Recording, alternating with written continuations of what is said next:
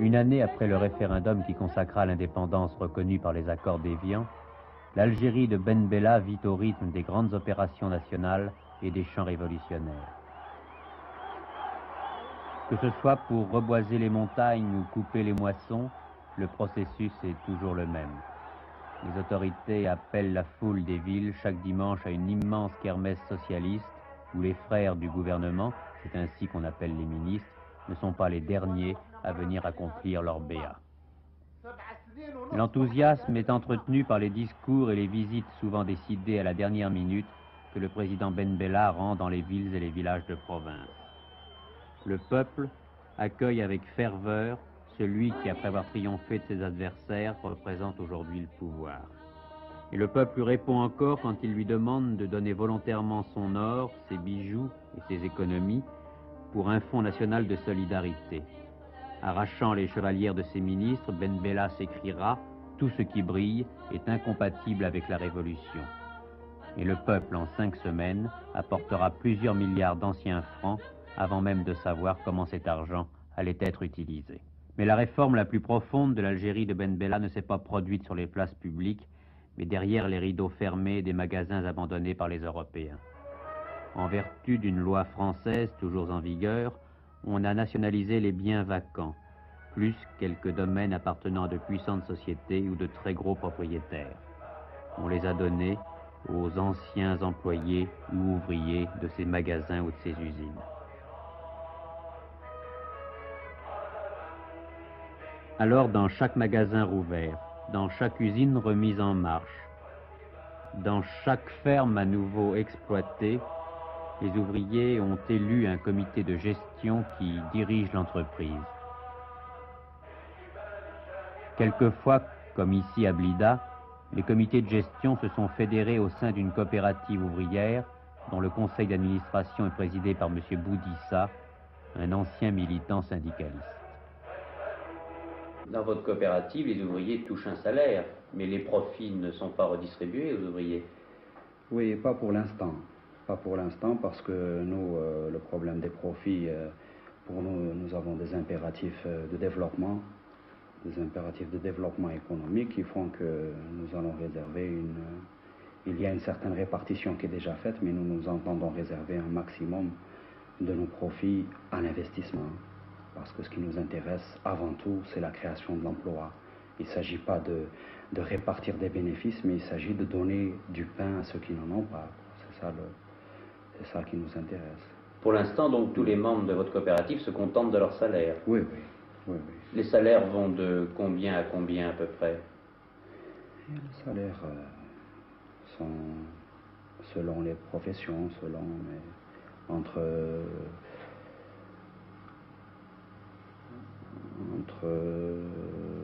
28 000 et 80 000, selon le travail, selon le niveau, la compétence des types, la responsabilité des gars.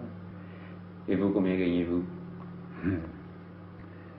Moi, je te 65 000. Quoi. Excusez-moi de ma discrétion, mais ça m'intéressait. Est-ce que vous n'êtes pas écrasé en tant que président de ce conseil d'administration sous le poids des responsabilités assez nouvelles pour vous quand même? Oui, écrasé non, parce que nous on fait la guerre, quoi. Maintenant c'est la guerre qui continue pour nous. On fait la guerre au sous-développement, on fait la guerre à la misère, on fait la guerre à la maladie. Et nous sommes dans notre élément. Vous pensez que vous en avez pour combien de temps à connaître de grandes difficultés? Une quinzaine d'années, quoi. Vous donnez 15 ans pour construire l'Algérie? Oui, 15-20 ans, quoi. Est-ce que vous attendiez à trouver l'héritage que vous avez trouvé lorsque vous avez pris les responsabilités dans le pays? Est-ce que vous pensez que ça aurait été plus facile ou plus difficile que ça n'est en réalité? Non, on s'attendait à de grosses difficultés parce que les problèmes d'édification sont toujours beaucoup plus difficiles que les problèmes de liquidation du colonialisme, quoi.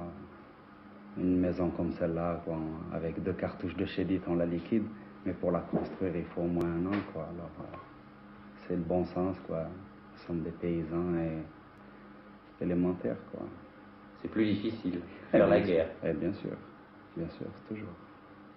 Vous avez été en France, je crois. Oui, un petit peu, oui. Qu'est-ce que vous faisiez? Moi, j'ai travaillé, je travaillais, j'étais ouvrier chez Peugeot, Sochaux, quoi. Je travaillais un peu également à Paris, quoi, dans différentes boîtes, dans la région parisienne.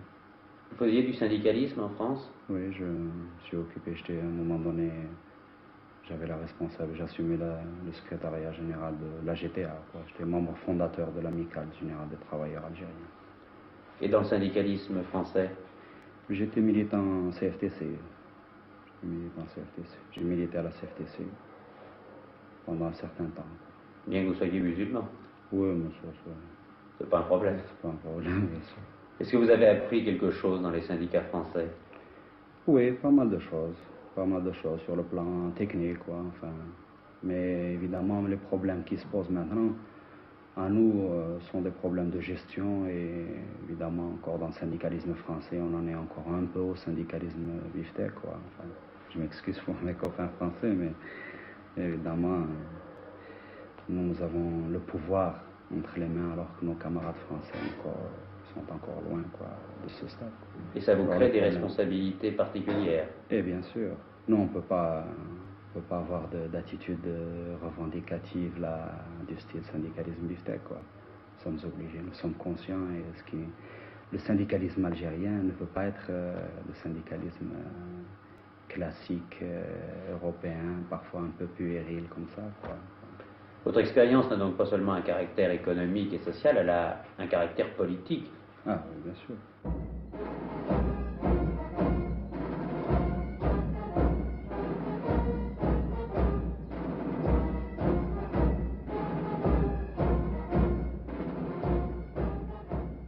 L'armée est la force la mieux organisée de l'Algérie indépendante. Son chef, le mystérieux colonel Boumedienne, soutient la politique du gouvernement de M. Ben Bella. Et M. Ben Bella appuie sans discuter toutes les initiatives des militaires, comme récemment l'enlèvement de Mohamed Boudiaf, adversaire politique de Ben Bella, dont il partagea la captivité 5 années durant, puisqu'ils avaient été arrêtés dans le même avion. Votre mari avait de mauvaises relations avec l'armée nationale algérienne? Je ne sais pas vous dire. Et comment avez-vous pensé tout de suite à un enlèvement? Il avait quelque chose à se reprocher? Non, il n'avait rien à se reprocher, pourquoi? Il se sentait menacé? Il ne sais pas que je sache, non. On l'a accusé, vous avez entendu M. Ben Bella à l'Assemblée, on l'a accusé, sans l'accuser, mais enfin par allusion en tout cas, on l'a accusé de faire partie d'un complot contre la sûreté de l'État. Non, je ne pense pas. Vous ne pensez pas ou vous ne croyez pas? Enfin, mon mari est un vieux militant, il est militant depuis 20 ans et je ne pense pas qu'il puisse comploter contre. Enfin, il n'aimait pas M. Ben Bella. Non. Et vous pensez que c'est pour des motifs purement politiques qu'il a été arrêté? Oui, certainement. Mais qu'en fait, il n'avait aucune activité révolutionnaire ou clandestine? Non.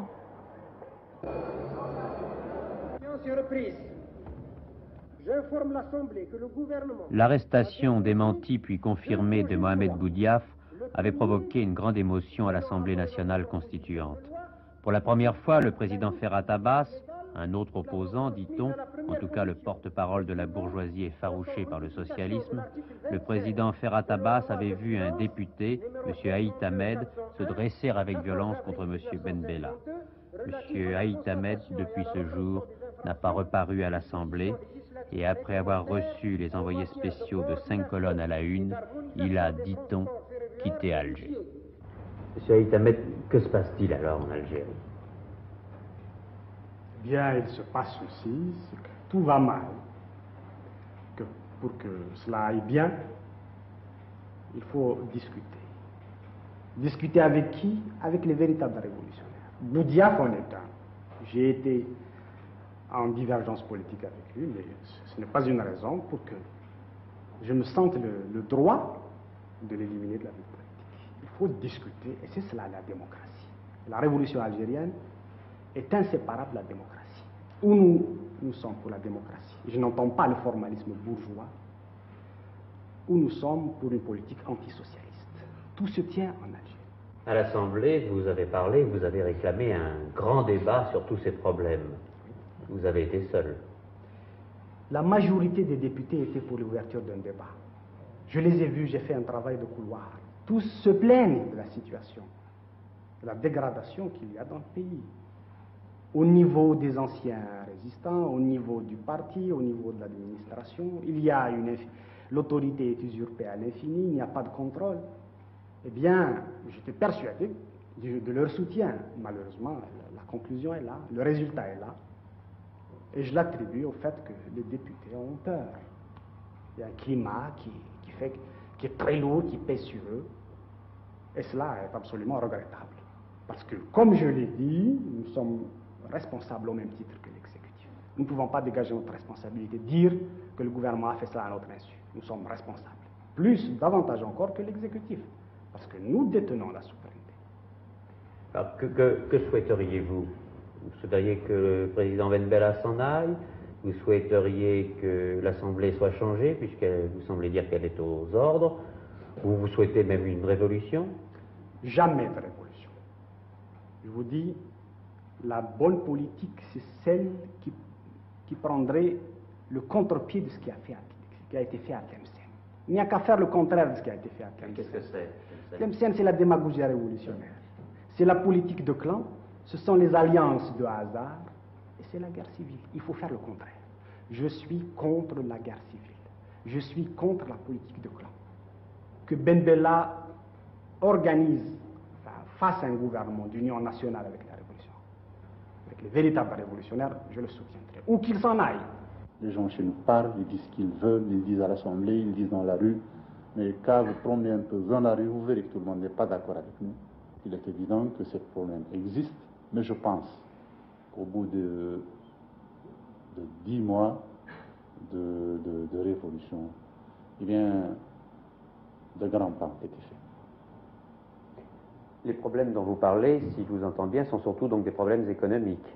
Oui. Il existe d'autres problèmes. Je vais vous en parler franchement. Je crois deviner que vous voulez parler des problèmes politiques. Oui, d'autant, Monsieur le Président, que vous faites partir de 10 mois le début de la Révolution, alors que l'indépendance date de 1 an. Je suppose que 10 mois, c'est la date de votre arrivée à la tête du gouvernement. Oui, pour moi, c'est cela, la Révolution. Ça a commencé, je m'excuse, c'est peut-être péché par modestie, mais ça commence à ce moment-là. Nous avons des problèmes. Ils sont le fait de gens qui sont mécontents des décisions qui ont été prises, lésés dans leurs intérêts, dans leurs privilèges. Ceux-là ne sont pas contents. Et le contraire eût été étonnant. Nous avons d'autres problèmes, des problèmes avec certains éléments politiques qui, devant les échéances qui se posent, notamment la Constitution, les nouvelles élections pour une nouvelle Assemblée constituante, craignent de perdre des sièges. Je vous dis très franchement, certains les perdront. Ils le savent, eh bien, il s'agit un peu, ce n'est pas très dangereux. Voilà ce que j'avais à dire au sujet de ces problèmes. Oui, je me permets d'insister, si vous me permettez, si vous voulez. Insister. Il n'empêche que parmi ceux qui vous posent des problèmes politiques, ce qui étonne un peu les observateurs, c'est qu'il y a quand même plusieurs de vos anciens compagnons. On pouvait penser qu'ils auraient continué à marcher avec vous, vous auriez marché avec eux jusqu'au bout. Je vous répondrai pour commencer qu'il y a plusieurs de mes anciens compagnons, je précise, ils sont en liberté, n'est-ce pas? Il y en a un qui est arrêté. Il a été arrêté, Boudiaf, parce qu'il avait des agissements que j'estimais dangereux pour son pays. Je n'ai pas du tout l'intention de créer des potences à chaque coin de rue. Et nous n'avons pas la prétention de rallier les 12 millions d'Algériens qui, non, pourvu que enfin, la grande majorité nous suive, c'est cela l'essentiel. Que le reste ne soit pas d'accord avec nous, et bien cela est tout à fait naturel. Il y a 1 an, certains prédisaient que l'Algérie indépendante allait être livrée au feu, au sang, au chaos. D'autres, au contraire, annonçaient l'avènement d'une république juste, fraternelle, égalitaire. Les uns et les autres se sont également trompés. Après 1 an d'indépendance, l'Algérie est toujours aussi déconcertante.